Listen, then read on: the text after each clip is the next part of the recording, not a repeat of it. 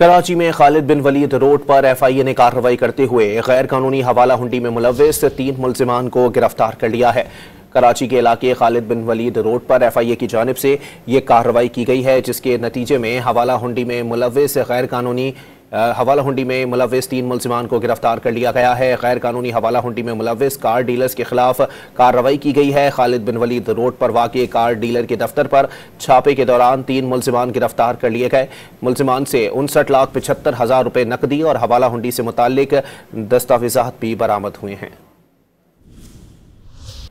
कराची के इलाके खालिद बिन वलीद रोड पर एफआईए की जानिब से ये कार्रवाई की गई है, जिसके नतीजे में हवाला हुंडी में मुलव्विस गैर कानूनी हवाला हुंडी में मुलव्विस 3 मुल्जिमान को गिरफ्तार कर लिया गया है। गैर कानूनी हवाला हुंडी में मुलव्विस कार डीलर्स के खिलाफ कार्रवाई की गई है। खालिद बिन वलीद रोड पर वाक़ कार डीलर के दफ्तर पर छापे के दौरान 3 मुल्जिमान गिरफ्तार कर लिए गए। मुल्जिमान से 59,75,000 रुपये नकदी और हवाला हुंडी से मुताल्लिक दस्तावेज़ात भी बरामद हुए हैं।